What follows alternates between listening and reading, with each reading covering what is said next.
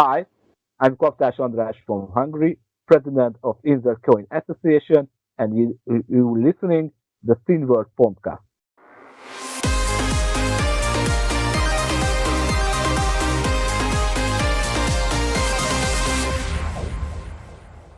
Sup, it's the Scene World podcast. I'm me, Woo! he's him over there.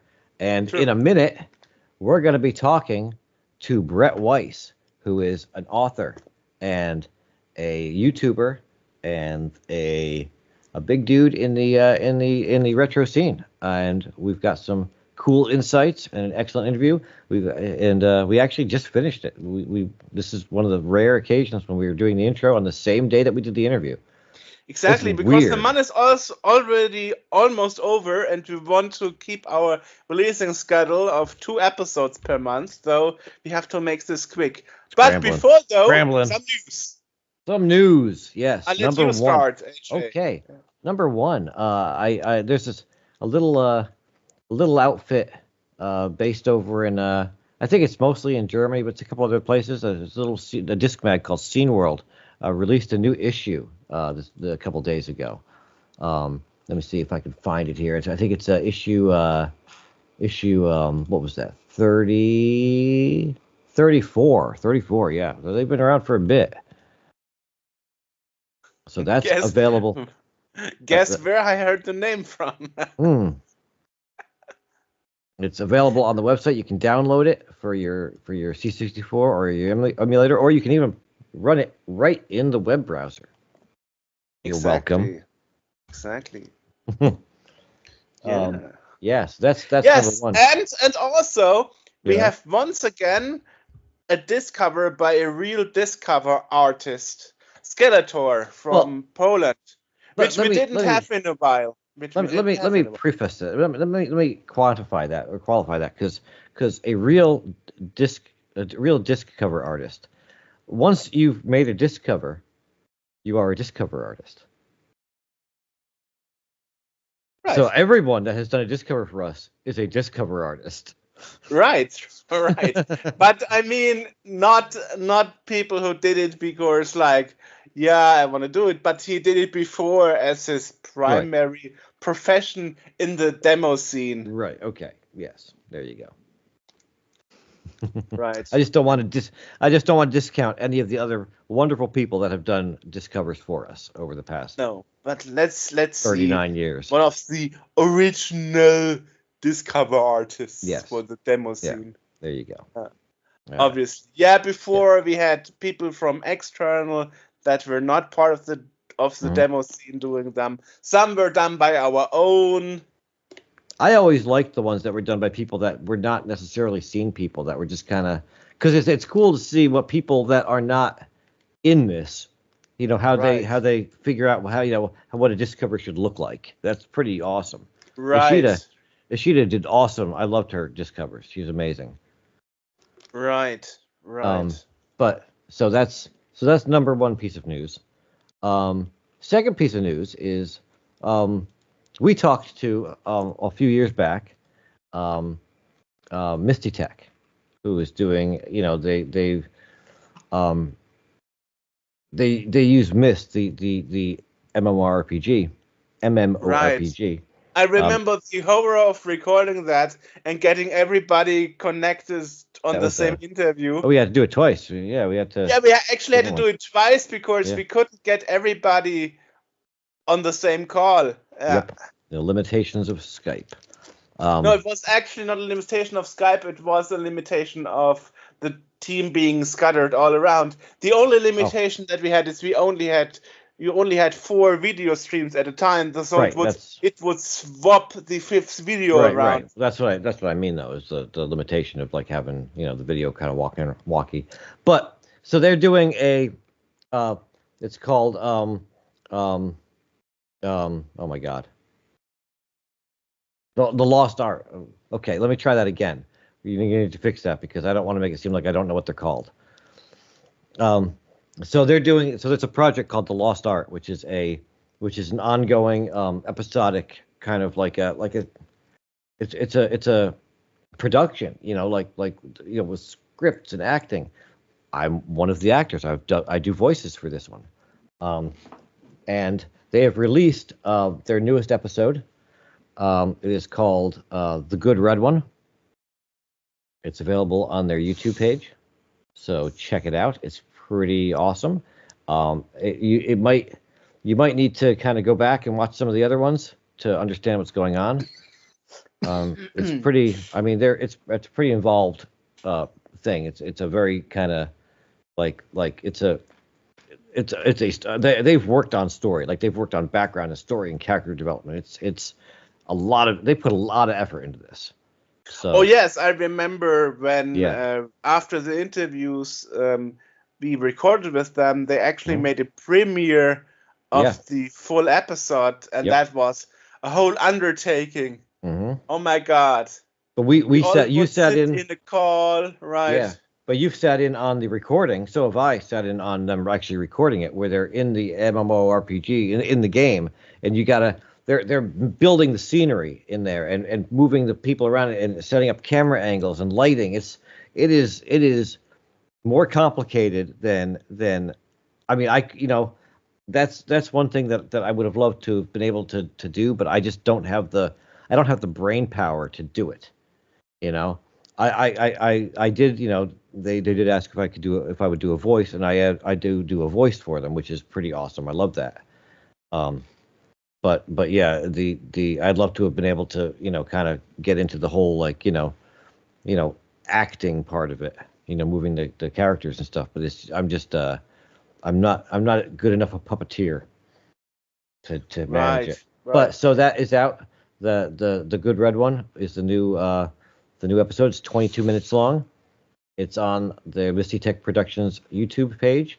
We will put a link in the podcast description so you can Yeah, check it right. out. And that's my news. Is what you got is. Well, what I've got is the Winamp player is now available on the mobile version for iOS and Android. So if Winamp is on iOS and Android, is it still Winamp? It's still Winamp, yeah. Is it not iOS amp or Android amp? No, it's Winamp. Despite it's not in Windows, it's Because still called Winamp. I used to have Mac amp on my Mac. It's just like Winamp, but it was the Mac version. I had a Linux version, it was still called Winamp. Interesting. Okay. Yeah. All right. Yeah, which is interesting because, as we all know, it was once owned by Nullsoft, which was a By who? brand of AOL. Nullsoft. Nullsoft, yes. Yeah, which was actually a brand of AOL. Mm-hmm. And now, from what I understood, they are independent and they are back. Well, I mean, they are back since 2 years already, and they took this long to make the mobile version. So anyway, it's pretty nifty, pretty wild. Well, Okay. other news: David Pleasance, which we had a couple of times on the podcast and in the historical interview section, is working with Dave Haney, which we also had in the historical interview section, on a new book with Dare to Dream, Commodore and Amiga Today. So Yes, they are indeed. dreaming up what would have happened if Commodore didn't fold in 1994 in USA and 1996 in Germany. And why haven't we talked to them on the podcast about this new project? Because I didn't know in time, and we didn't have the time because we had to concentrate on Gamescom.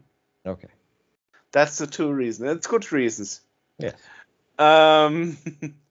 But as I know, Maybe you'll catch them at Pleasance, Gamescom though, and that'll be a podcast.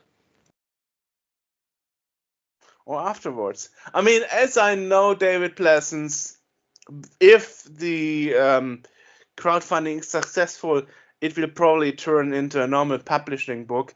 But they still have, of this day of recording, 6 days left, and they still need 35% of the original funding. That means people, help. Don't hesitate. Yeah. Well, David wrote an update today saying it's probably going slow because of the current financial situation of everybody and a lot of people losing their jobs and stuff. That could be. Yeah. Could be. And also, what was announced today by Nocon, one of those big French publishers. Right.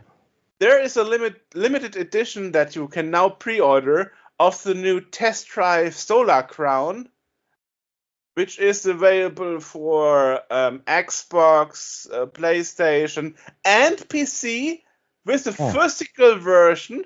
So you can either buy the collected edition without the game itself or with the game. And if you order it now and also subscribe to the newsletter, you get 10% off. That means right now the game costs 240 euros. You wonder why euros, why not dollars? Because France uses euros. So even for the Americans, it's a euro price, not a dollar price. Right. So now, if you calculate 10% off, that means you are saving 24 euros of your limited collector's edition with the game included. Mm-hmm. Yeah. Okay. That's pretty nice. Yeah. And that would be my 3 pieces of news that I have for today. Well, all right. Then let's move to let's hop over this the quickest intro ever, and we'll pop on over. The last one was pretty quick too. I guess the last one was like 10 minutes or something. But it's a good interview, so we don't want to waste time talking about nonsense. So let's hop right into it. Today we have another guest, and today we have Brett Weiss. Hello, Brett. Hey, how's everybody doing? Good, I hope. Yes, well, so I invited you because I found we are basically kind of in the same battle, in the same bubble, I would say.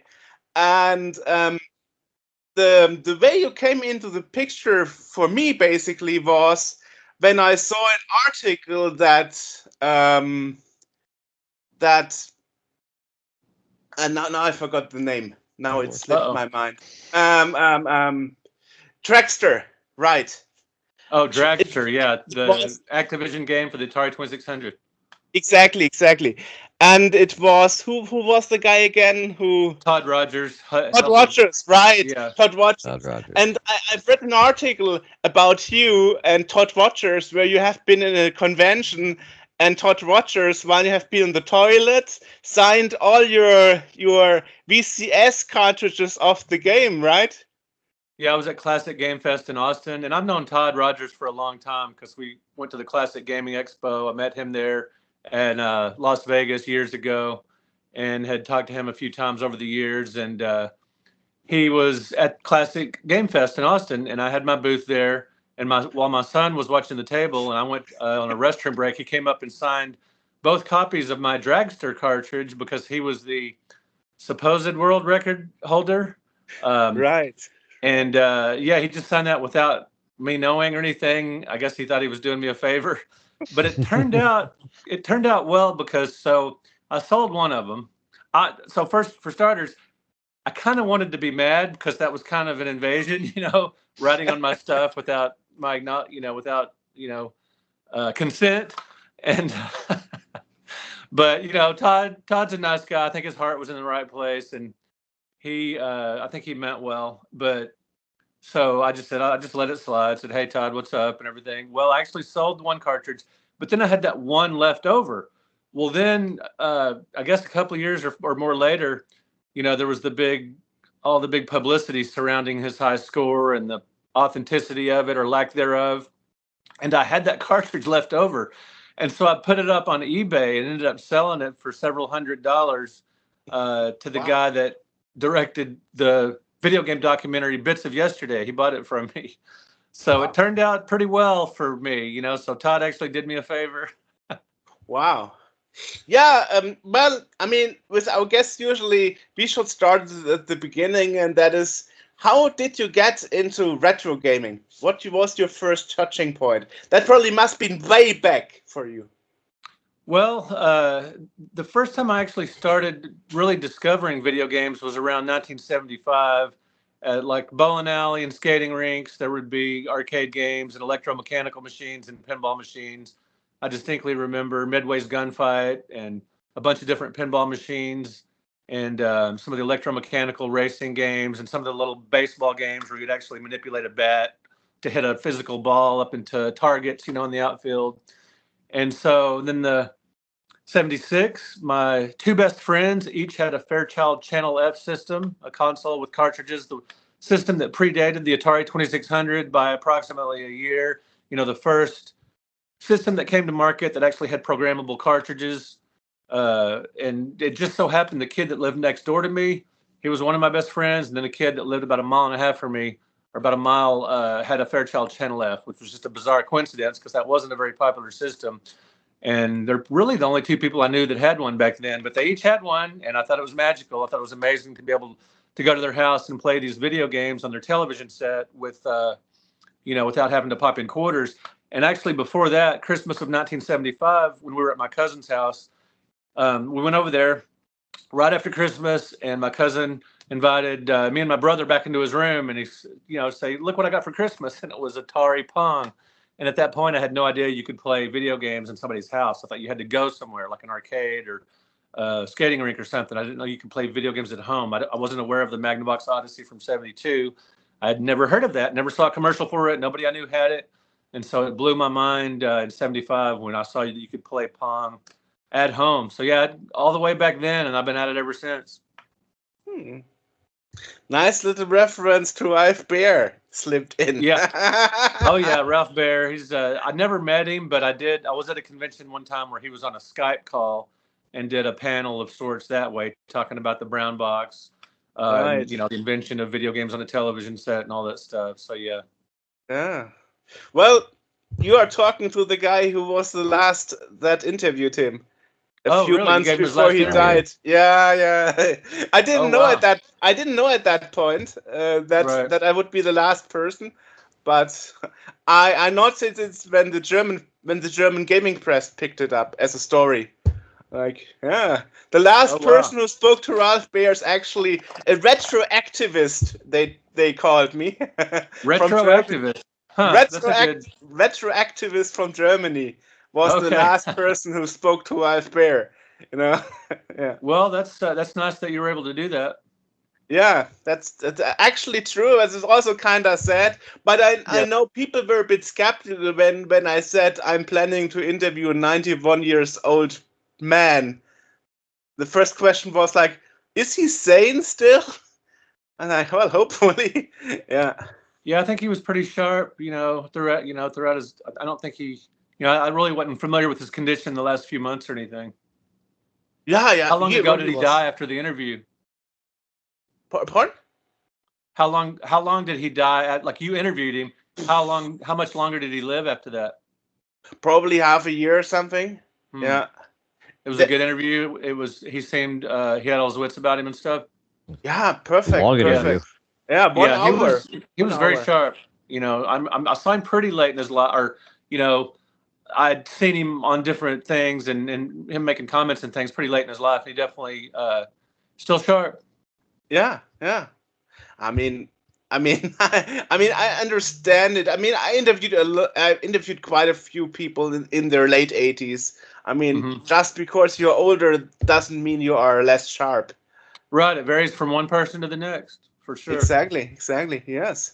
Well, so that actually was your starting point. So, how did it turn into a profession? I mean, we spoke a bit earlier on Facebook, and from what you told me, I understood that you used to do it freelance full time, and now you don't do it full time anymore. This game review writing stuff and so on, right?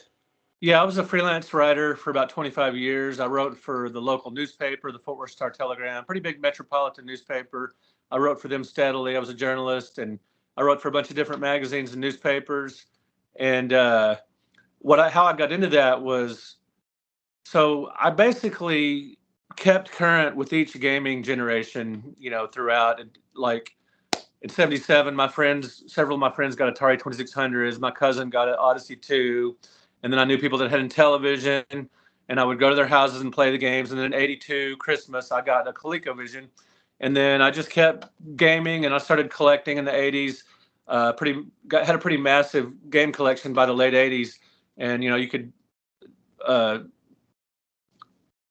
I also was interested in writing and reading, and my mom would take me to used bookstores, and I just sort of combined my interests in books and writing and video games, and I really liked reference books.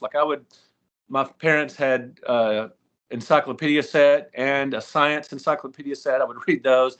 I would flip through dictionaries, the Guinness Book of World Records. I like books about, like, I've got a book on the 100 most influential people of all time, things like that. I just like reference books and rankings and lists and stuff. And so I sort of combined my interest in reference books with video games and created the Classic Home Video Games series of books. And the first one came out in 2007. And prior to that, in the 1990s, I was writing some short fiction, and that never really took off. I had some stuff published in small press magazines, but then in late '97, I started writing for the All Game Guide, allgame.com. My brother-in-law had sent me like a sort of a want ad, like a classified ad for people. It was a company.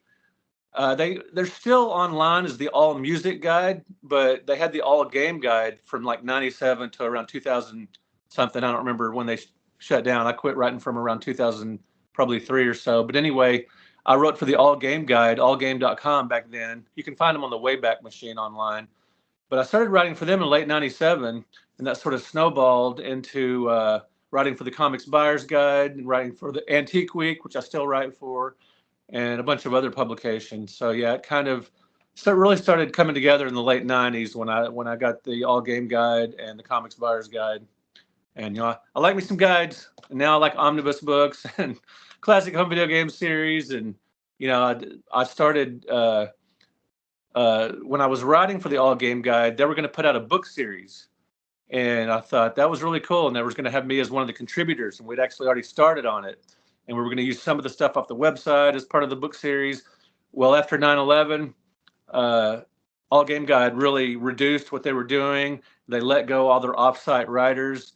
They were in Ann Arbor, Michigan, and I'm in Texas, and they scaled down what they were doing, and they let me go. And so I thought, well, they were going to do some reference books, complete console libraries. I'll just do it myself, So I started the Classic Home Video Games book series, and the first book covered the 2600, 7800, 5200. ColecoVision and Intellivision, Odyssey 2, and then some of the lesser-known systems like the Vectrex and the Bally Astrocade, Arcadia 2001, Adventure Vision, and on and on. And so that Classic Home Video Game series, I did that for a while. Then I did the omnibus books and the 100 greatest books, like this one. This was the first 100 greatest book, came out in 2014, just compiling the 100 best of a decade, 77 to 87. And then I did the decade after that. And so, yeah, I'm still writing. It's just not a full-time gig like it used to be, because a lot of the publications I wrote for are no longer in business, because so much of what people read is just online now. And so many of the print publications that I used to write for are long gone. And even some of the online outlets I used to write for don't pay as well as they used to, because it's a different market. It's harder to write. And as I got older, I thought it'd be nice to have a job with, benefits and overtime and vacation and all that. So I got a regular day job, and I've been doing that for about almost 3 years now. So it's, but I still write when I can. I write like sometimes in the evening, maybe a little bit on the weekend. So I like to keep some, I'll do occasional article for Antique Week or Old School Gamer Magazine. I keep a blog, brettweisswords.com. Still do some write-ups there. So yeah, I'm still writing. Let's not forget the Encyclopedia of Kiss. Yes, that was a pure. Thank you for that. That was a pure labor of love, because again, 75. That's when I discovered not only video games. I discovered Kiss with Kiss Alive, the big live album that was their big breakout album that really put them on the map. And I've been a Kiss fan ever since, especially 77, 78, when they were just hugely popular. I was obsessed with the band. I would get my dad to take magazine pictures to work and print out photocopies of the little pinup posters, and I was hand those out at school like I was some kind of Kiss evangelist or something. And yeah, I remember seeing Kiss Meets the Phantom of the Park, the movie on TV, and just being so excited for that and going to their concerts and stuff. So I've always been a hardcore Kiss fan, and I was reading their autobiographies, and it occurred to me that no one had ever written a Kiss encyclopedia, even though so many other bands like the Grateful, every other big band, all of them, the Dead, the Stones, the Beatles, the Who, every single iconic band had a full-blown encyclopedia, A through Z, except for Kiss. For some reason, no one had ever done one. So my publisher really liked the idea. And a couple of years later there, had an encyclopedia of Kiss. And Gene Simmons even tweeted the book at one point. Nice. And all he said was, with a picture of it sitting on a FedEx package. So either a fan sent it to him, or he or his manager or assistant or whatever ordered it. Because, he's a Kiss collector. He wants everything that's Kiss related. Right. And somehow either a fan or he or somebody had that sent to his house, and he just posted it on Twitter with a picture of it. So because it's an independent project, it wasn't an official Kiss project. Right.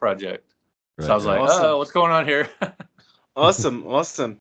Yeah, I mean, when it comes to writing game books and history books and reviews about games, I've noticed that in the last years there always have been a discussion about whether how much of the game you should play to write about it, and whether you should use real hardware or emulator for the experience.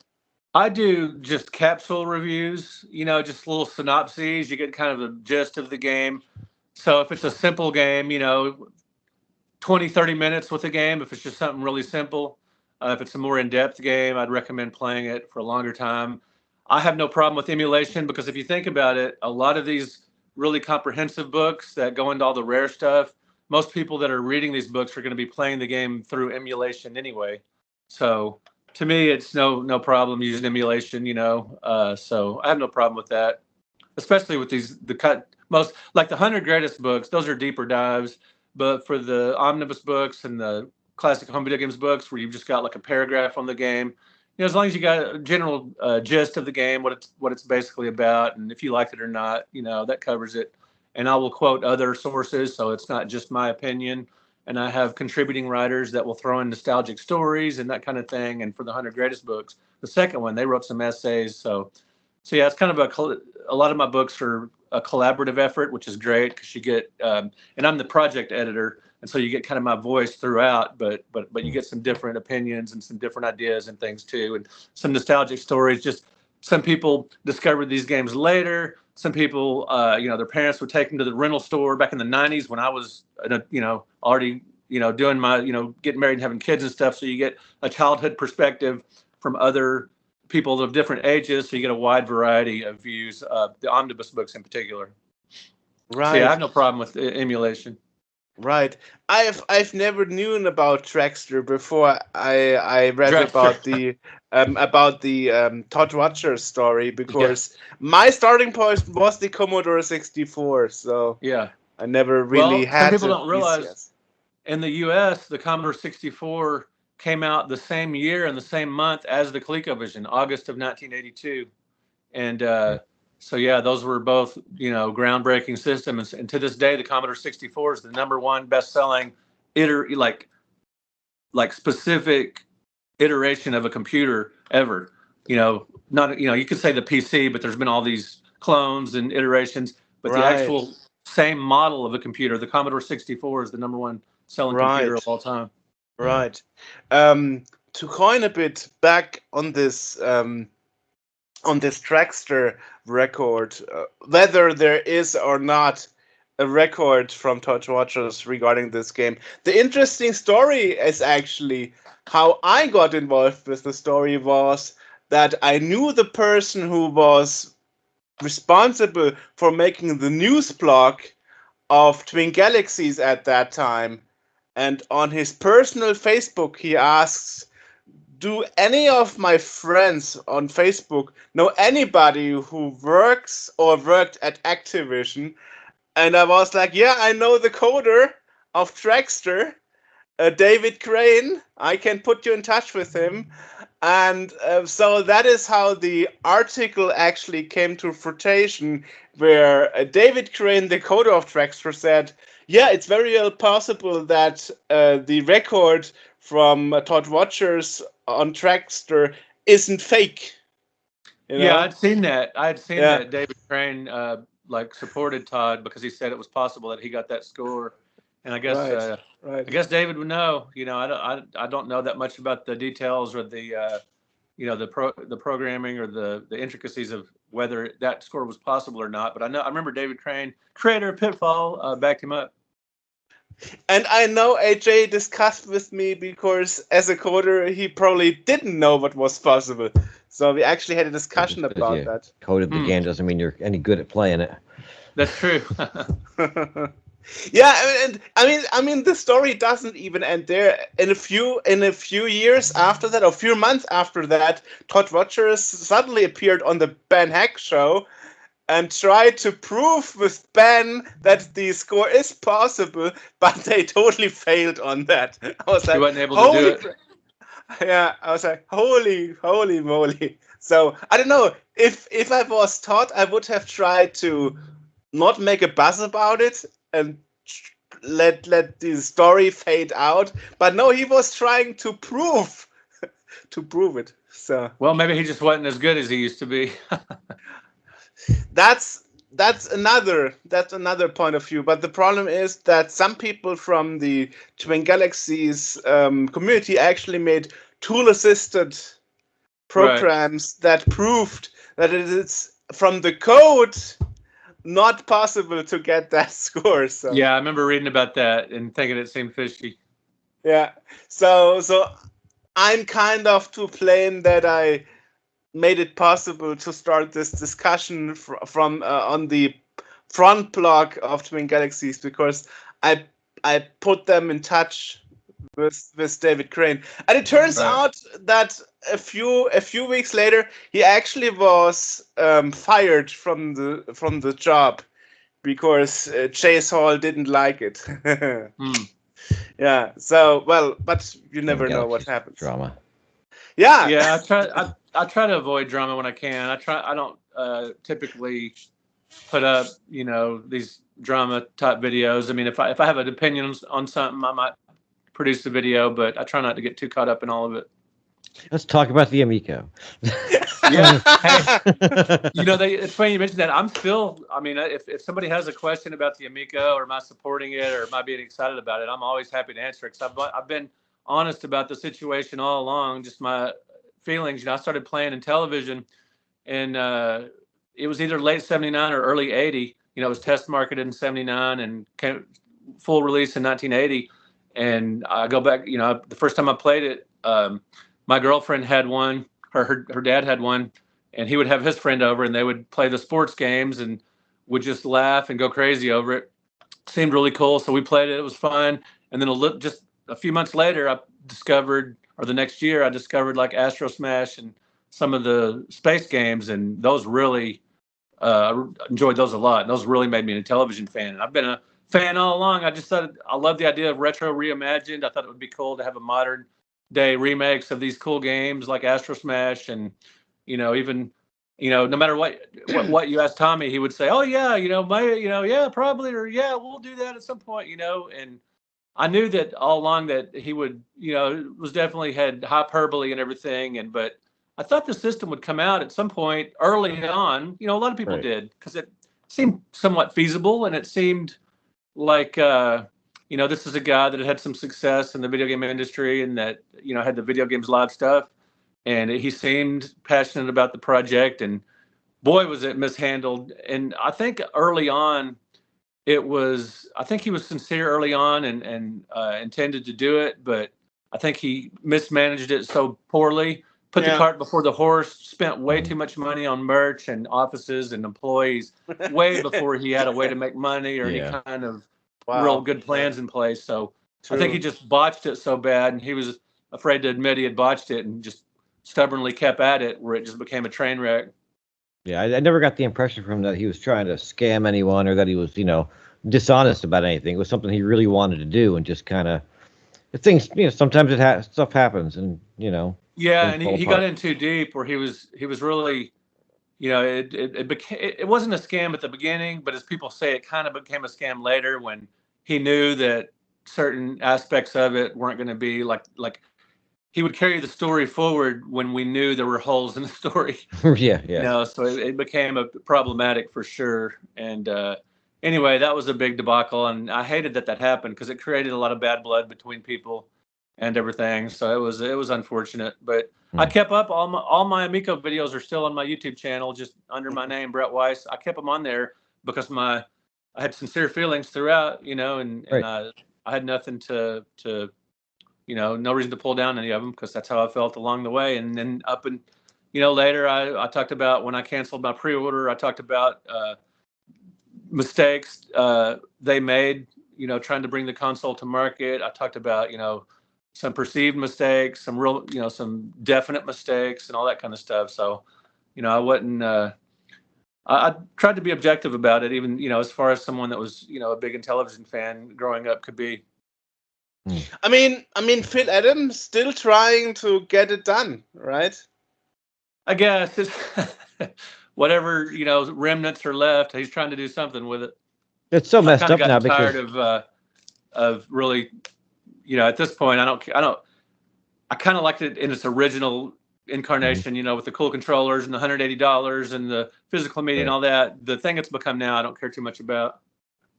Right. Yeah. I forgot what I was going to say. You said it became such a mess, and then you were interrupted. Oh no! I was saying that, like, at this point, in television, what, was Atari own them now or something? Atari. Yeah. So it's like there's like a licensing thing going on now where they're allowed to use some of the names of games, but some people are still saying they're going to release something. Others are. I'm hearing that it's going to be like an online service, where you can download these games, and it's like. I just barely pay attention to it at this point. If something big comes out, I'll pay attention. But I'm not even that interested in all the details. I think I got wore out on the whole thing. Right. I'm still trying to get Phil Adams on the podcast talking about his plans. So good luck. But he's always in quiet time whenever I try to ping him, and I'm like, quiet time. That must be an American thing, Yeah, he just has the occasional press release, and that's about it. Yeah. Exactly. So, who knows whether this will ever happen or not? Yeah. I mean, can we talk about the other stuff I heard about you, or is that a no-go? Because I mean. You mean all the stuff about how awesome I am and stuff? Yeah. I mean, especially about your contribution to other books from other creators. I mean, I saw your I'll be happy to talk about it. I saw your statement videos, and interestingly, after I heard the details and his videos and your videos about the story of Pat the NES Punk, how you have been part of his books, and in the reprint you have been eradicated from the books. I was like, man, what a weird situation. I don't know. But that was my impression. It was perfectly within his right to delete my reviews from his book. I've never had a problem with that at all. I just didn't like the way he went about it. I wish it would have been handled better. Exactly. And I can tell you how it went down. It's just, it wasn't a huge deal at first, but it got a little crazy. It kind of blew up into something that I try to avoid because I don't like drama, and I like to, be pretty chill, and I really try to get along with everybody. And but what happened was I saw a solicitation a few years ago online or somewhere, and I'm sure it was online, but I don't remember which website. I don't know if he'd posted it on Facebook or something. Anyway, it was about a third edition of his NES guidebook, and with 60 all new rewritten reviews. And I thought, well, that's really interesting. I wrote about 60 reviews and reflections for his NES guidebook. And I thought, that's interesting. And so I reached out to him on Facebook. I said, 60 all new rewritten reviews. I said, does this mean what I think it means? And he didn't respond. And I thought, well, that's odd. And so when the third volume came out, I looked at a convention. I picked up a book and thumbed through it, and my reviews were gone. Which is, again, I want everybody to know it's perfectly fine when it's completely his project. It's completely his books. Had no problem at all. Just a little heads up would have been nice, because at that point I was using that as a part of my resume. As a writer, you're constantly pitching newspapers, magazines, conventions, who you are, the idea you have for a panel or an article or a book or whatever. And my inclusion in Pat's NES guidebook was part of that. Mm-hmm. And so if suddenly the people see that NES guidebook, the third edition, and I'm not in it anywhere, they're going to say, well, Brett lied. He's not in here. He was padding his resume with lies. And so, but if he just would have given me a heads up and said, hey man, I'm coming out with a new version of this book, and I don't like, I want to keep our books separated, because when my omnibus books came out, I don't think he was too thrilled with those, because they're the large hardcover full color books. And he probably saw that as competition, which is perfectly fine. He said, if you just would have reached out to me and said, hey, I want to keep our project separate, and all that kind of stuff, so I'm going to replace your reviews, that's perfectly fine. And he paid somebody to rewrite all of that. So it was definitely important to him to have all those reviews completely rewritten. Wow. And he said the reason he took them out, he would talk about it on his podcast and say, because my reviews, my write-ups were garbage. And so exactly. That's the point where he said, like, you are known in the field. I mean, it's not like you are nobody. And he just goes around and say, like, but even that, to have it in 2 editions of the book, I mean, if they were garbage, they shouldn't have made it in the first place. Yeah, and they were in the second edition of the book, and which he said was because he was on a deadline and had to get a new book out for conventions. Right. And it's kind of still anyway. And I've got, if you go to brettweisswords.com and just look up some of the Pat Country write-ups or some of the blog posts, I show receipts. I show messages between us where he said, hey, great job. You're a big, a backbone of this project, great job. And he had some suggestions throughout the editing process. He rejected a few of my reviews, which is perfectly fine. He's the project editor. Mm-hmm. And ones that he didn't think were quite up to snuff, he rejected some of those, which is fine. And he had me beef up some I had written, with more details, a little more critique and everything. And so I would, do some rewrites and stuff. It was a really good working relationship. We would talk on the phone, we would text one another, and we would see each other at conventions and everything. And it was all cool until my omnibus book's coming out. And it could be a coincidence, but the timing of him starting to talk negatively about me on his podcast, and for him to start dissing me and stuff and talking about my reviews being garbage, were around the time my omnibus books started coming out, and maybe he saw me as a competitor or anything. But, like I said, I try to get along with everybody, and I typically do. And I thought we had a good working relationship instead, and then it just got weird.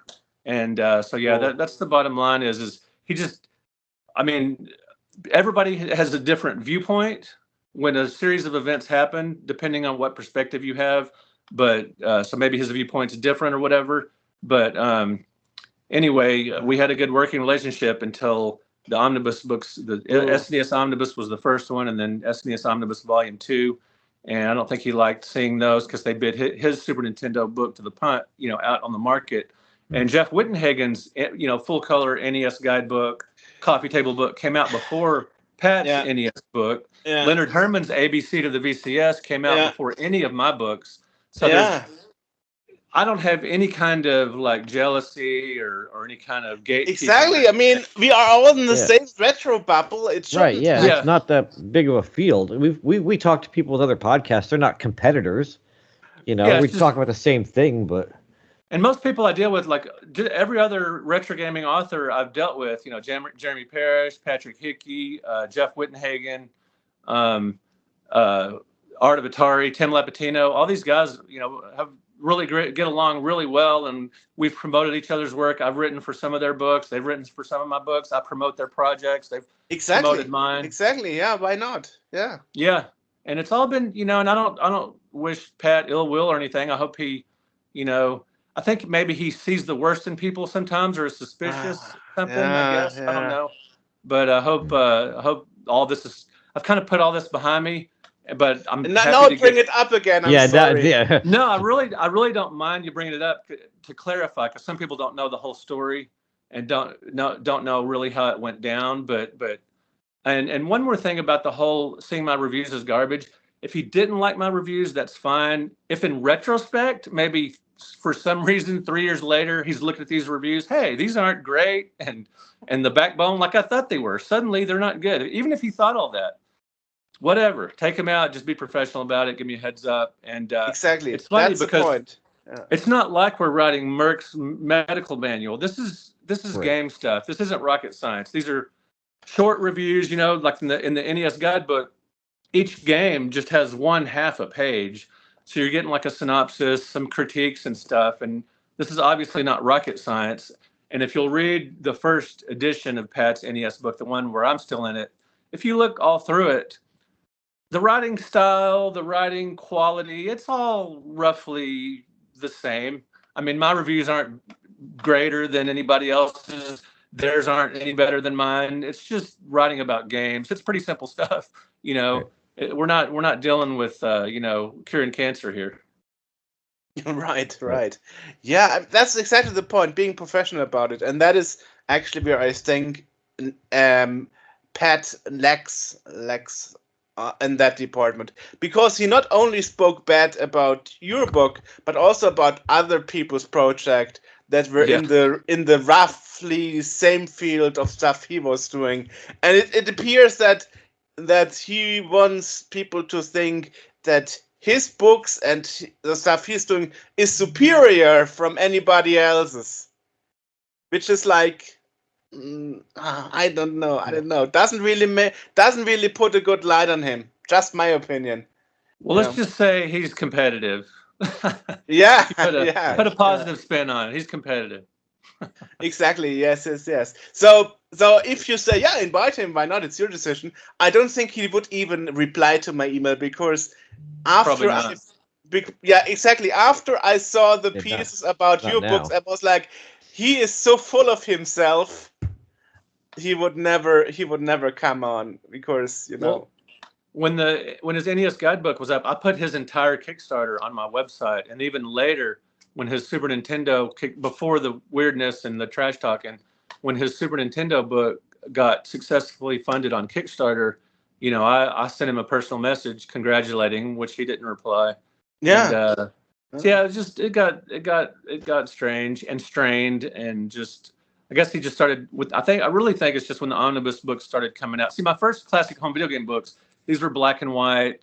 They didn't have screenshots. They were just basic encyclopedia sets. Just hey, what is Demon Attack? So boom, I can look it up. I can see the differences between the Intellivision and the Atari 2600 one.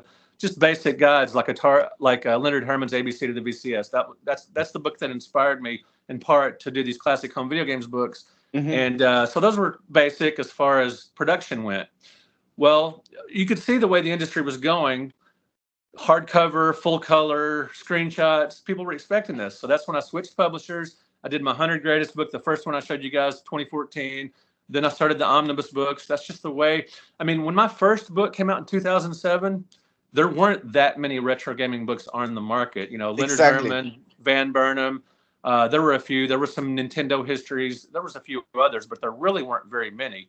Well, it's gotten a very crowded, huge market recently, and different publishers. As a matter of fact, McFarlane Publishers, who did my classic home video game series, my first classic home video games book in 2007, when my first classic home video games book came out, covering 72 through 84, that book was the very first video game book McFarlane had published. They'd done like a computer book before, but this was the first video game book specifically that they had done.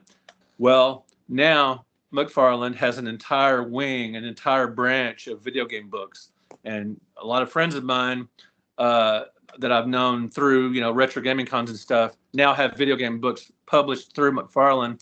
And quite a few of those authors have reached out to me as like contact information and for reference, and I was happily, gave them that information and everything, because the books have never been my primary source of income or like some big ego thing. It's cool and I like it and it's fun to get recognized and it's nice to have it, but it's never been like the basic of, money wise, being a journalist paid better because you're working every day, you're getting articles published all the time. A book is once every couple of years, and then once your initial sales, it slows down after that. But I've had other things that way. And then I've got the wife and the kids and all this other stuff to deal with. So the books are just part of all that, or they haven't been, my only thing or whatever. And so I try not to take it all that seriously because it's a fun hobby. I try to keep it fun. And but yeah, it got unfortunate to where it was like that. But in general, I get along with just about everybody in retro gaming. I've met some of the coolest, most interesting, and most intelligent people I've met through retro gaming at these conventions. People that are super savvy tech-wise, much more so than me in that sense. I am not a techno guy. I'm a writer. I'm a decent writer, and I know grammar and all that stuff and history, but I am not a technology guy. I have to rely on my wife for all that kind of stuff. But yeah, I've met brilliant people, some of the coolest, most interesting people through retro gaming.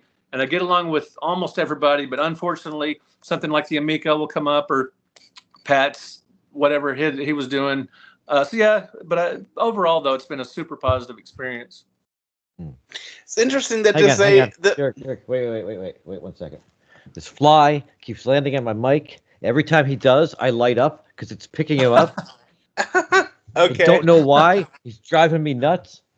I didn't even notice that. It might be that fly. I've been watching him in the video. He lands on it, he walks around, and then he takes off and lands on it again. Now he's not there. As soon as we start talking again, he's going to land on it again. No problem. Yeah. I start thrashing around. That's just ignore me. Just wanted to say, it's interesting that you mentioned that your wife is the tech person in the household, yes? Yeah. Okay. Yeah, it's very intuitive for her. Like I'll have a computer question or there's some like, even when I was writing for the All Game Guide, I was back in late 90s and early 2000s, they would say, hey, we want you to be the editor for all these different old consoles like the Odyssey 2. We want you to be the editor for this system and that system. So they had all these new things. I would show her, hey, what does this mean? Look at this. And hey, it's time to, I should probably get an iPhone at this point. Well, how do I do this? So she's always the one to help me out if I have any kind of technological difficulties or questions. Interesting. I wonder, by the way, what is your personal opinion, if I may ask, about this cheating thing? I mean, it's not only about Todd Rogers, but it's also about Billy Mitchell, for example. HJ has the contrary opinion to me, where I think that probably Bill Mitchell knew what he was doing, because I think even if you're not very tech savvy, at some point you understand what an emulator is, in contrary to an arcade machine, and whether you play on an emulator or an arcade machine, I don't know. What's my contrary opinion? I just don't care. Is that my contrary opinion? Yeah. Well, I mean, the thing is, do you really think, Brad, that Billy knows more than he would admit? It seemed a little sus from what I've seen of the, what I don't pay a ton of attention to it. I don't get down in the dirty details. Like AJ, I don't care that much. But it seems super important to these guys, these world record holders. It's a very ego-driven thing or something, or just that they want to make their mark. So it seems a little sus. Some of the stuff I've seen about Donkey Kong, I wouldn't entirely trust some of those scores by Billy. Awesome. Yeah. There's a lot of infighting amongst the Twin Galaxies group. That the self-appointed keepers of the high scores. Mm-hmm. I've been saying for years now that there really needs to be somebody else doing it, because it's just every time we talk to somebody, and we talk to we didn't have Billy Mitchell on the podcast. We've just talked to him elsewhere, and we did have Roy Schilt, which was an adventure. Yeah, I bet. And that's so there's a lot of stuff, but you talk to them and they're perfectly reasonable people and they have their opinions and whatever they say it, but then Jörg was saying beforehand, we had to turn commenting off on these things because people Yeah. just show up out of nowhere like, oh, it's a fake interview, or because I think Roy Schilt was just audio. We didn't have video for him. Exactly, So it's what I like, do is the phone. yeah, it's not because really, of, it's not of really him, or spies. but And there's a conspiracies to do this and that. It's like, dude, it's a Donkey Kong score. Well, for some people it's pretty important because some people are trying to break it legitimately, and then so for some people, it's just as important as the World Series or the NBA Finals or something like that. So yeah, or the World Cup or whatever. So just it people take it pretty seriously. So yeah, but in the end of the day, it's a high score in a kids game. Yeah, right. So you've been covering the retro game scene for. You were saying like one of the books came out in 2007. So you've been around for a bit. What have you seen so as like at one that of point, the? yeah, and I've been writing professionally since '97, and then my first book came out a decade later. Yeah. Awesome. So what have you seen like how has the retro scene kind of changed over the years? Because that's kind of something that really is it's such a different environment now than it was back in '96 when I was Oh my started. gosh, it's really been incredible to watch the evolution of interest in retro gaming. So let's see. Okay, I'm going to go all the way back to 1983 because the crash, and in spring of 1983, before I saw games really getting discounted or anything, a friend of mine at school sold me his Atari 2600 and 10 games for $10. This was a major deal at that point because Ataris were still very expensive. It was you could not That'd retro be a deal game now. cheaply at that point. That was a great deal. Yeah, Yeah. still a great deal. But anyway, so yeah, that was an amazing deal. But that's what kind of made me start collecting because I was in some games. Got an Atari 2600 in spring of '83, and then at that point, I was already starting to go to garage sales and flea markets and and I remember finding 3 ColecoVision games for $1 a piece, probably in '84, and in '83 I was in '83 I was 16. I had a job in a car, and I was going around to all these different stores buying games from these massive discount bins during the crash, and so I kept collecting up through then. The early '90s, I discovered that there were other people like me that collected games, and that blew me away. I didn't think anybody cared about the Atari 2600 in 1991, 92, 93, but there was the Digital Press fanzine. There were some other fanzines like a Atari 2600 Connection, Slapdash. There were quite a few other video game fanzines, just these fan-made magazines, sometimes just paper stapled together. Sometimes they were nicer than that. And I discovered that there were other collectors, and I discovered the Classic Gaming Expo in the early 2000s. My first one was 2003. There were stacks and stacks of, brand new Atari 2600 games, at least, new old stock, stacked up on tables, $2-3 a piece. Some of the rare games at this point were, going for $20 or so, complete in the box. It was known that there were a few super rare ones like Video Life and Chase, Chase the Chuck Wagon or whatever game for the 2600. So there was kind of a collector's market in the '90s, but it was super incredibly niche. This was a very, very small group of people that were, because back then in the '90s and in the late '80s, once you got the new system, the old one went in the trash or to the Goodwill. Yeah, they weren't retro yet. They were just old. Yeah, just junk. A lot of people considered the previous, whatever generation they were in the mid '80s to the '90s, they just considered the previous generation junk. And so many, like a lot went up into the garage or the attic or the garage sale or the thrift store, but a ton of this stuff got thrown in the garbage. And hearing those stories, just like, don't throw it away, do something with it. That's exactly my feeling as well. Yeah. I still have dreams of going to my old house and breaking into the attic to see if any of my stuff is still there. Right. And but yeah, there's been some great attic finds. Even recently, there's been some great finds. And but yeah, in the '90s, and then the Digital Press website, there were forums on there where people were starting to connect and getting to know each other. The immortal John Hancock was an early adopter of the Digital Press website, and some other familiar names were on the Digital Press website back in the '90s. And just sort of this community just sort of grew. And then it really started snowballing 2006 with YouTube Angry Video Game Nerd, the Wii Shop channel, some older gamers starting to want to recapture their childhood. eBay kicked up in the late 90s. That started getting people looking for games they used to play. I feel like it that just was sort of also. snowballed from there. I feel like eBay may have also been a big because one of the reasons I stopped using my C64 back in like I think it was like 98 or 99 was it was falling apart. The keyboard wasn't working. All this stuff was going on, and I went to a friend of mine actually went to a thrift store and found a little Mac Classic, and so I got that. Nice. Today I could go on eBay and find a replacement keyboard or another C64 for $100 and have it the next day. But that didn't exist at that point. Yeah, pre-eBay, we were just, I was just running around to thrift stores and pawn shops and stuff looking for anything, retro gaming related. And I would almost always, if I would map out a route from my house to all these different pawn shops and thrift stores, it would take me all day, around Dallas, Fort Worth, and Arlington. And I would always come back with stuff because it was available. It was cheap, dirt cheap. Garage sales are the same. I'd go with my parents to garage sales because that was something fun that we could do together and that we enjoyed. Even as an adult, I would go with them just because it was a nice activity we could enjoy together. And I would always come back with trash bags full of games.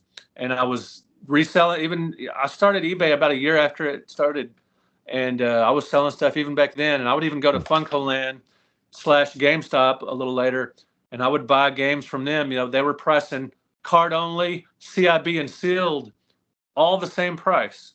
So if you had Legend of Zelda for $9.99, it'd be that way for the cart, for CIB, or a sealed one. And I did find a sealed one time. I sold on eBay for $80, which would be worth a whole lot more now. And it was probably an early production copy. Wow.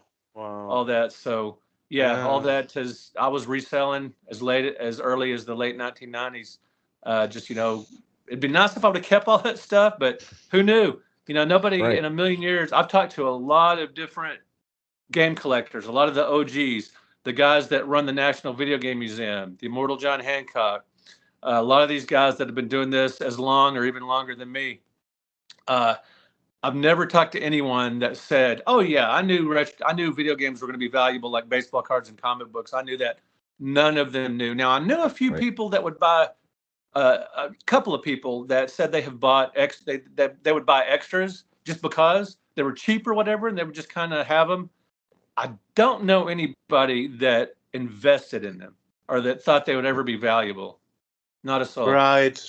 I mean, I think just over the last 10 years, because I remember 2015, 2014 going on, and you could get a C64 for $80, $100. Now they're $250, $300. Yeah, it's going up by the day, by the minute. Yeah, it's gotten really crazy. If you look at some of the Saturn and Sega CD stuff, I used to at Movie Trading Company this would be the mid 2000s, Movie Trading Company, and even a little beyond that, they would sell all their Sega CD and Sega Saturn games for $3.99 each, no matter what it was. And so I built up a really nice Sega CD and Saturn collection, $4 a pop, and every once in a while they would have something more than that. Somehow they knew something was ultra rare, and they might have it for 20 or 30.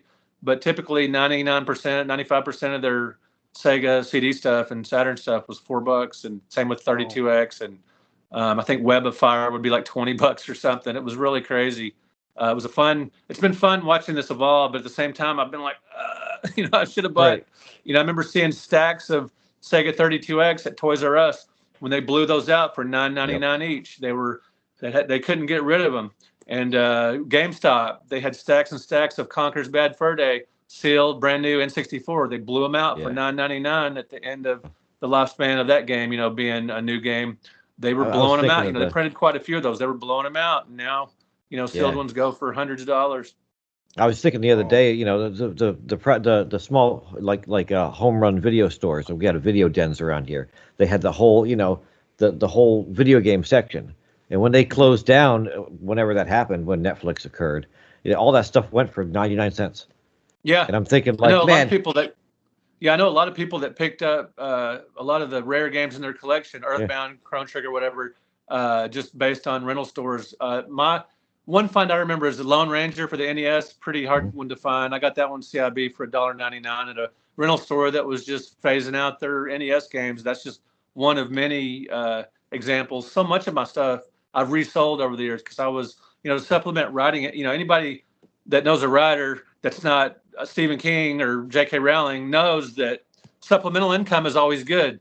Oh, yes. And income that you can make without having to knock yourself out to come up with something to write and convince the publisher. When you can make a little money on the side selling stuff, it's a nice change of pace from writing, and it's a nice supplemental income. So I was, reselling just to do that. And I would even like Funcoland / GameStop. Some of their games were as low as 29 cents each, up to, they would have those little newspapers with the prices of all their games in them. Right. And they would have some as low as 29 cents.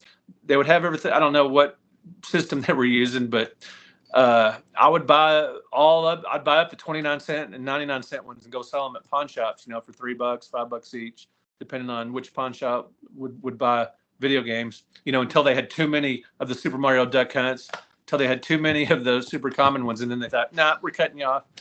Or the Sega Genesis sports titles. Mm-hmm.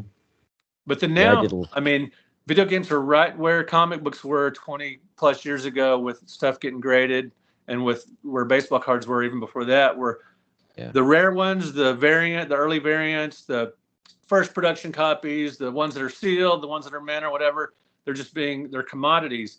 And the vast majority of games, 99% of them plus, aren't graded, aren't super valuable. So you can still, buy the card only. You can still, buy a Atari 2600 with 30 games for a reasonable price. There's still a lot of, stuff from the 8 and 16-bit eras, card only, that you can still game for fairly cheaply.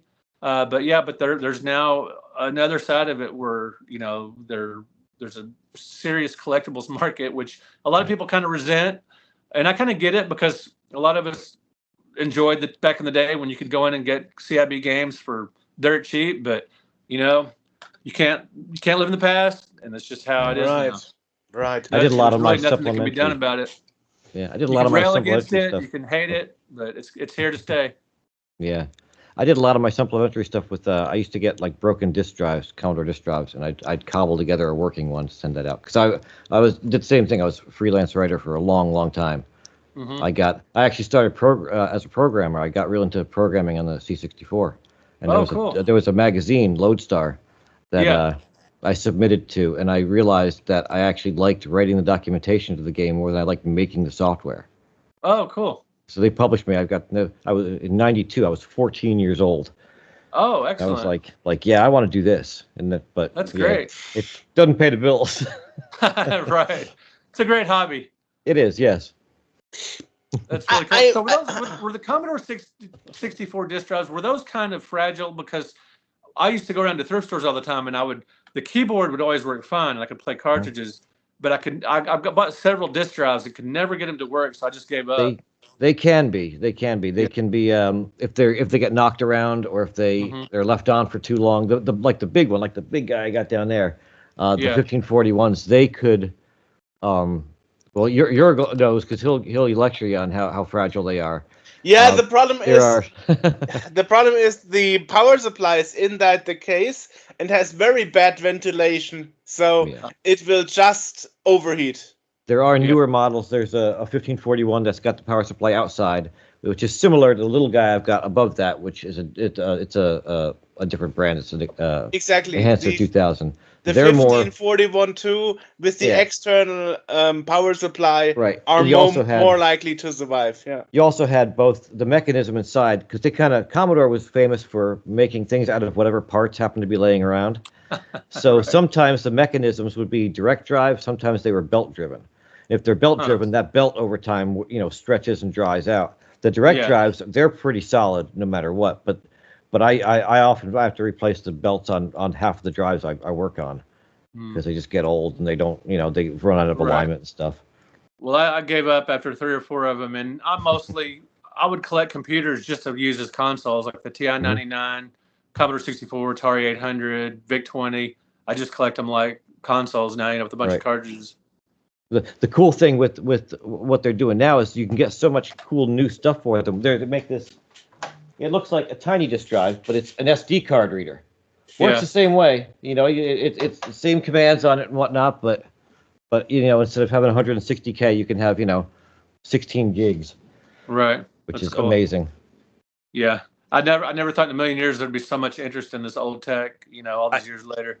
Yeah, that's the other thing. What do you think about all the stuff that's being made? Because there's the old technology. Like this is my C64 from 1986, but Right. I've got an SD card reader on it. It's got 16 megs of memory from in a RAM expansion. It's got all this stuff that I've added onto it that is now being made new for it. I think it's incredibly cool, and it'll never stop blowing my mind that there's all these new games, new hardware, new peripherals being made for these old systems. Because, first of all, I never would have predicted it in a million years. Second of all, back in 1984, and then in 85, I think they officially canceled the ColecoVision in 85. I was devastated when the ColecoVision went away. When they went. Instead of doing the Super Game Module, they did the Atom computer. Mm-hmm. I was super bummed out by that because I didn't care anything about computers back then. Right. And I just wanted the Super Game Module with all the levels, the better graphics and more music and animated cutscenes and all that stuff. And that was I was super excited about that. And then they went to the Atom with all those glitches and everything, and it was the Atom bomb, big failure. But I was, I wish I could have told my teenage self, hey, the ColecoVision is gone for now, but it's going to come roaring back later. And now I've got my CollectorVision Phoenix hooked up to my, big 72-inch TV. And I've got my, with a Super Nintendo controller playing it and all these new homebrew games. It's just amazing. Yeah. It's like I'm sort of correcting a childhood mishap, by, it's like the ColecoVision never went away. It's pretty awesome. Right. Yeah. Yeah. I love the fact that you can do this. My Amiga 500 made in 1985. I'm on the web. Like there's no sense. There's no reason this machine should be able to do that. That's super cool. But it's just the fact that it can. I love this stuff. The fact that I can still use it for things. Absolutely. For things today. Yeah, and there's something about each of the old consoles has a certain personality when it comes to graphics. Like the Vectrex, the Odyssey 2, the ColecoVision, the Atari 2600, the graphical look, the sound, it all has its own personality. So when you can't really recreate that on the Switch or whatever. So when you're actually playing it on a ColecoVision, with the old joysticks and the old graphical style, it's just really, really cool. It's really, it keeps me young. Yeah. Yeah, I love the fact too that you can look at that, you can see that game pop up, and you're like, Vectrex, or like, you know exactly what it is the second you look at it. I'm like, oh, that's Earth Tones, that's a Commodore 64 game. It's all browns and greens. And there's this amazing game called Vector Pilot. It's Time Pilot for the Vectrex, and it's just a mind-blowingly great game. And it's like, who would have thought in a million years when they were blowing out Vectrexes for $20 at KB Toys, that all these years later somebody would be making mind-blowing games for this old system. So cool. And I love it. I just love the positive vibe of it too. The way the world is and the way it'll always be and always has been. There's so much crap that people are doing, so much hate and stupidity and bigotry and all this stuff.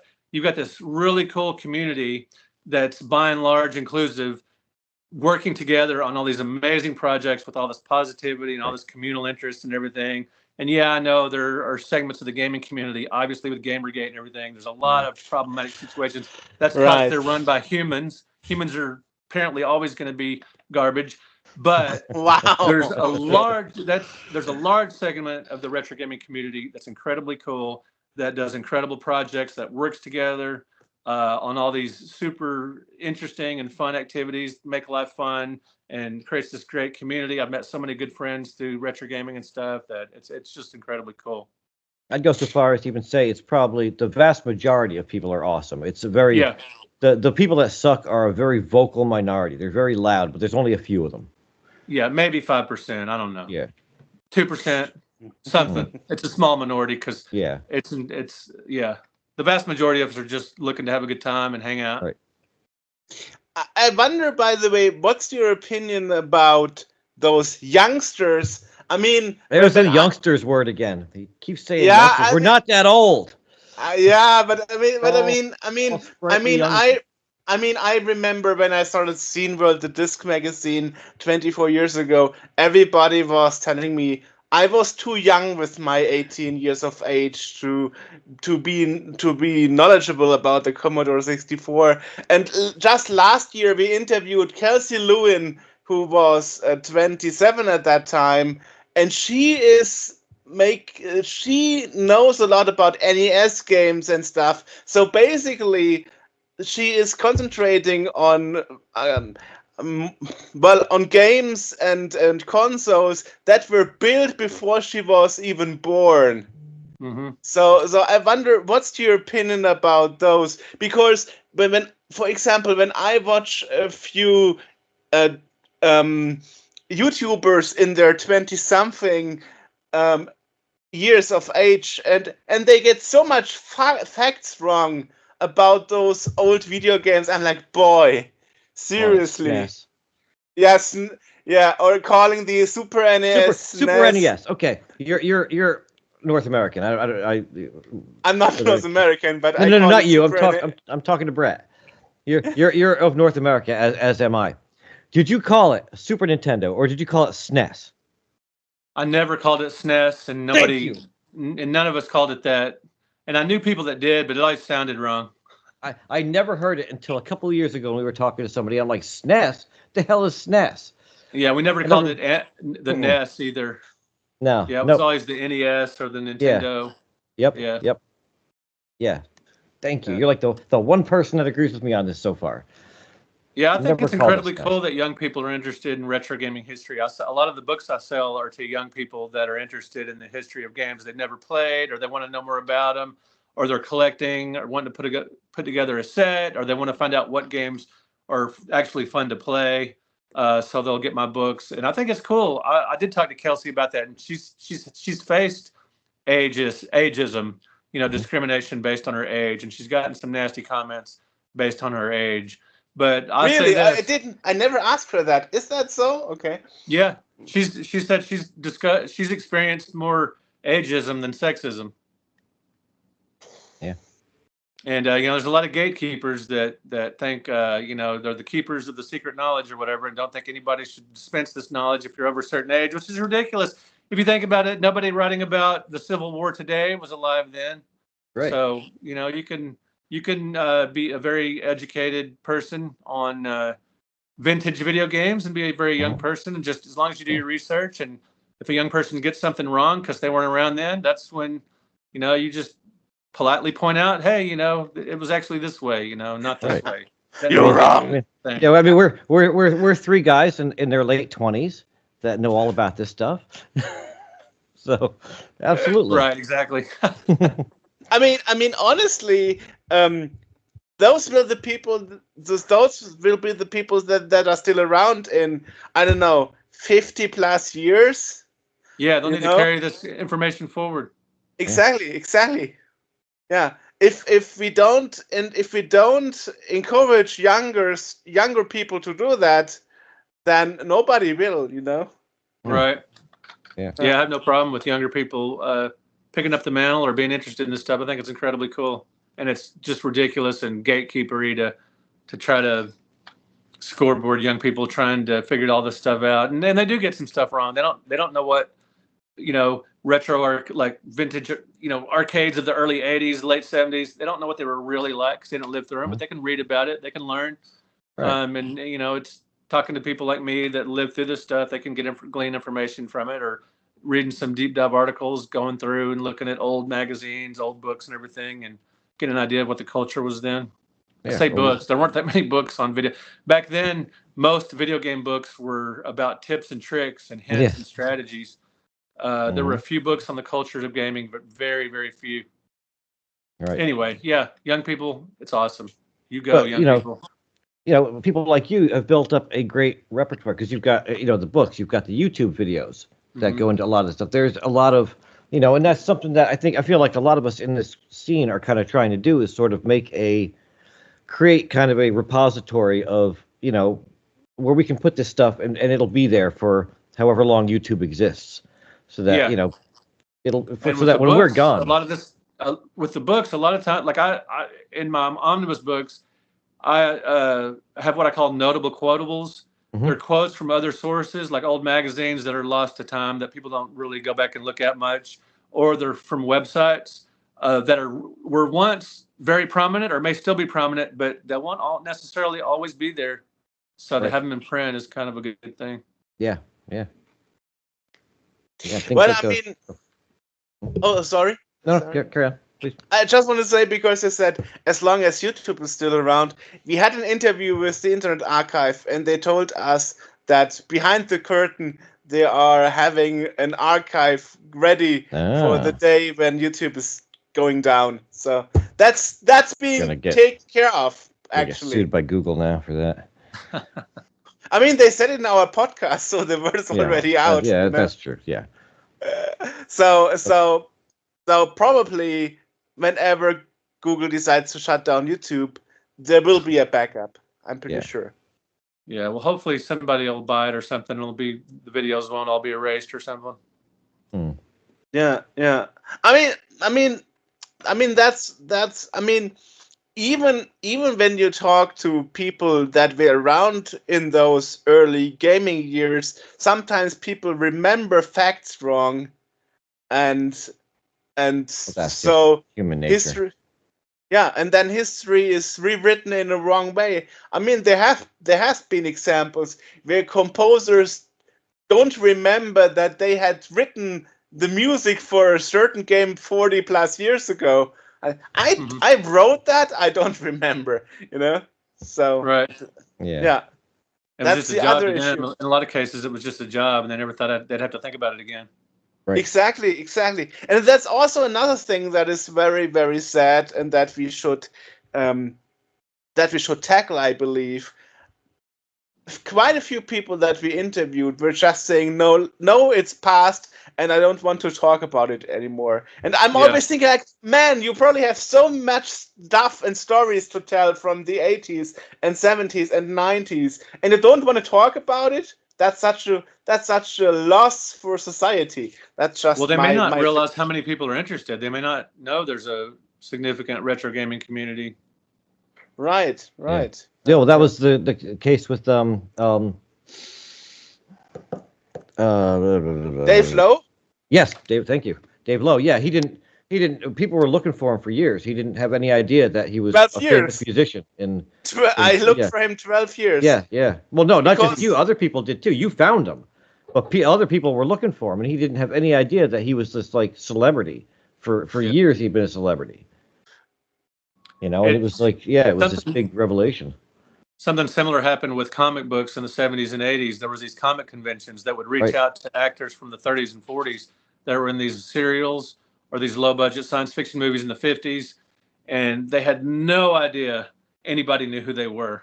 And they were just, minds were blown when they would be flown out to these conventions, and they might sell their autograph photo for $5 each, and they could not believe people knew who they were or what they were in. Right. Yeah, it's That's exactly. But hey, now we are talking to you, Brett. You know that you are important. I don't know about that. I'm important to my dog. Well, that's all that counts, That's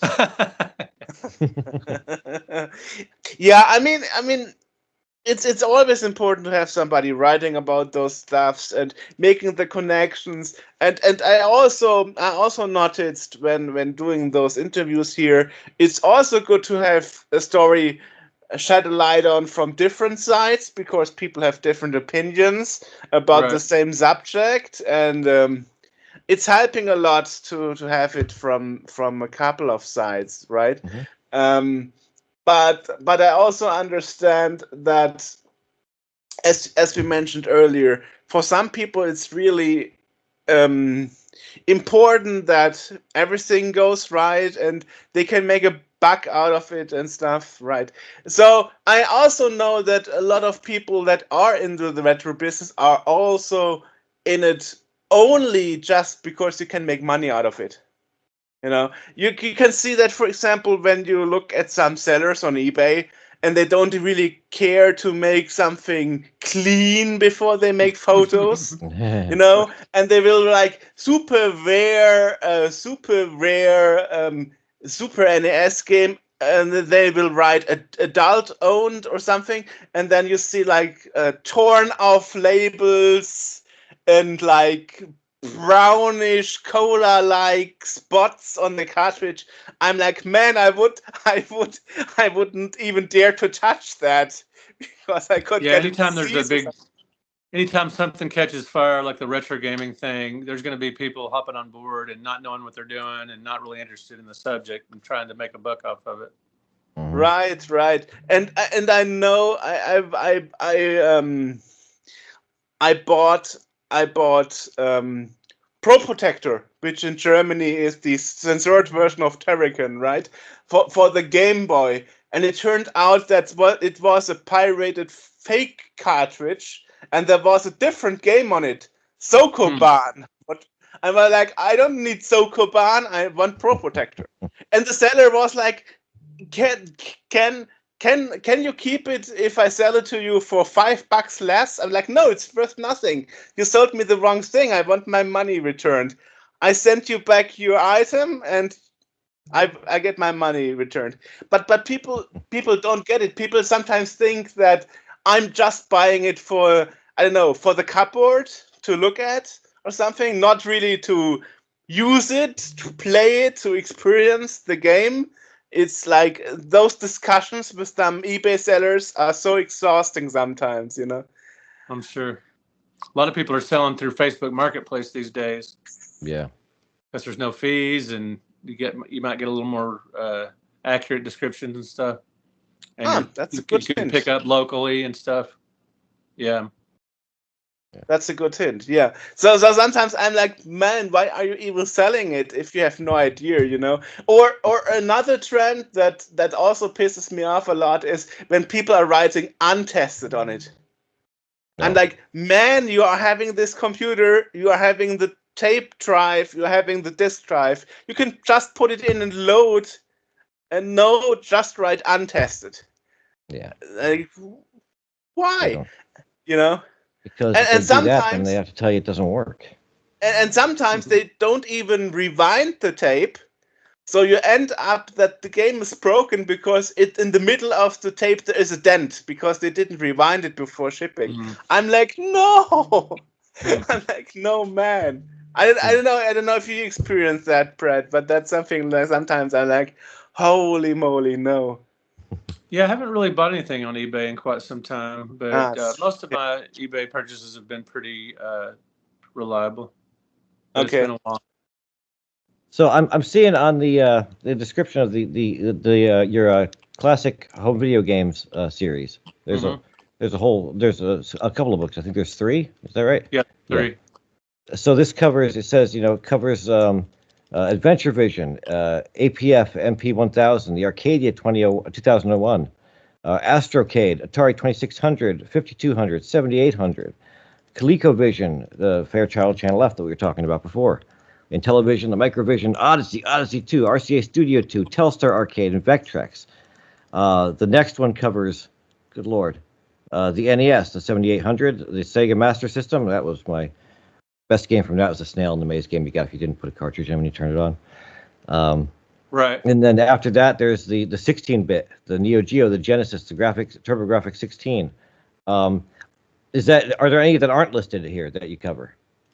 That's pretty. It covers the U.S. market, and like I didn't include the Atari XE.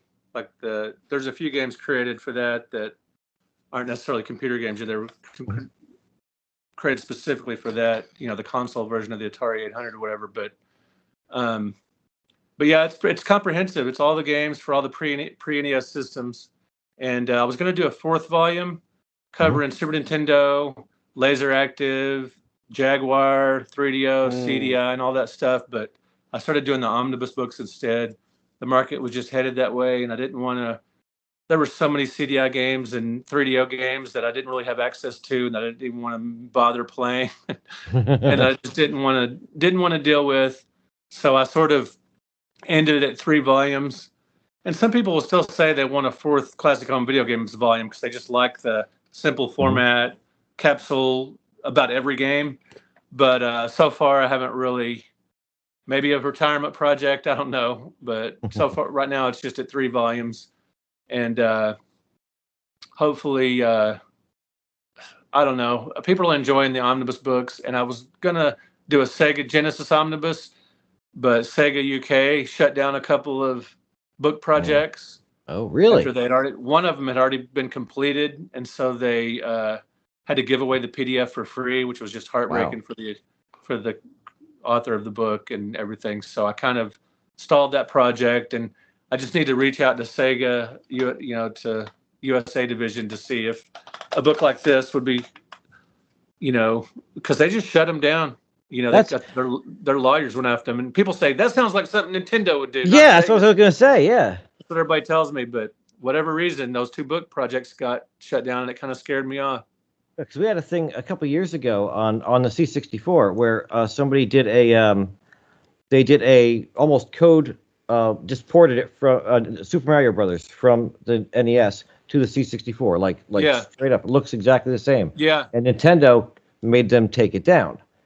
And someone did the same thing, similar thing anyway, not code, not an exact copy of it, but it's it plays and is the same thing as Sonic.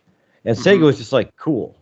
Yeah, it was a totally different, like Nintendo was like, how dare you, and Sega was like, yeah, great, that's fantastic. Yeah, I don't know if it's a specific thing with Sega UK or what. I haven't really investigated it, So, but it's actually true what AJ says. I mean, this is how Sonic Mania in 2017 came about. Sega was actually approaching that hobby project like, hey, do you want us to work with you and make this a full-fledged commercial release?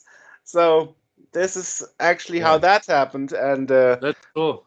Yeah. And so now, and then the omnibus. I'm looking at. I have the NES omnibus on my screen right now. I'm looking at it. There's 2 volumes of that, and that encompasses a lot of games. That's not every game that was released. It's every U.S. release. Every U.S. release, okay. Yeah, at the back of Volume 2, you've got the foreign releases for the NES, not the Famicom games, but the ones that were foreign releases for the NES. So yeah, it's comprehensive for the NES. Awesome. That's amazing. Yeah, does it include only the approved by Nintendo, or does it have some of the ones that came in the light blue cartridge? Oh, it's got those 2. Yeah, nice. It's got the 6-in-1, the all those crazy. Bubble Bath Babes and all those unlicensed game stuff. So yeah, it's comprehensive. Amazing. Yeah, that is awesome. Thank you. I mean, there were even some big titles being unlicensed for the NES. Think about Afterburner, Tetris. For example. Yeah. Who's that one? Tetris. The Tengen did an unlicensed Tetris for the NES, but Nintendo has their version too. Right, exactly. Right. Yes, and the Tengen version actually of Tetris is even available on the arcade. So it's got 2-player split screen on the Tengen one. Exactly. Yes. Yeah. I mean, you are the expert sitting right there, so of course you know, right? Yeah. Yes. So where can people find your books? Where can they follow along, see the videos, buy the books? I'm going to keep it simple. If you just go to brettweisswords.com, see my name here, Brett Weiss, brettweisswords.com. There's links to my books. You can buy directly. There's links to Amazon. There's links to my YouTube channel and all that good stuff. So, yeah, you can check it out. Awesome. Subscriptions to Amazon. YouTube subs are always, click on subscribe. Much appreciated. You don't even have to buy a book if you don't want. You can just subscribe to my channel. Or if you want a retro gaming book, you can do that as well. Awesome. I'm actually going to get one, and you have the option on there. I'm looking at it. You can get it for you can get the book, or you can get the book autographed. Yeah, you can. I'll be happy to sign any books I send out. And I think it's the same. It's the same price for both, isn't it? Yeah. Which is kind of amazing because usually, a lot of places are like, yeah, you can get an autograph for $20 more. Yeah, a lot of people will upcharge, but I thought, I'm no big deal. I mean, you it's got not your. that hard for me just to write my name. I don't mind. I'm happy to do it. I mean, you got your Todd Rogers signature for free. There you go. Yeah. I ended up. So the guy that bought the Dragster cartridge from me, Darren Peliquin, that directed Bits of Yesterday, that video game documentary, actually ended up writing the forward for the Blu-ray. Like if you open the Blu-ray and you see there's a cardboard thing with about the movie, I wrote the forward for that. So it's a small it's a small world. Yeah. Awesome. Yeah, it's That is nice. great. Yeah. Yeah. I mean, my grandfather always used to say, those people that are rude to you, it will bite back at some point in the future in their life. So there's it's generally a good idea to kind of be nice to people because it won't come back and bite you. Yeah. All right, sounds good, man. Appreciate it. Beautiful. Talk to you then. All right. Thank Bye you, sir. bye. All right, see you later. Thank you.